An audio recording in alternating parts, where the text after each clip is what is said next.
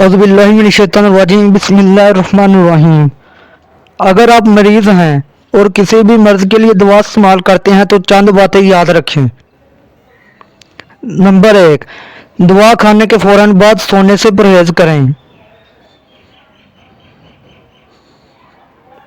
Number 2، ٹھنڈے پانی سے دوا کھانے سے اجتناب کریں۔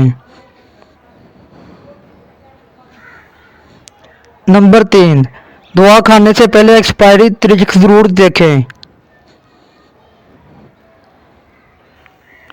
نمبر 4، دوا کا نام گوگل پر سرچ کر کے اس کے فائدے اور نقصانات سے بھی آگاہی حاصل کریں۔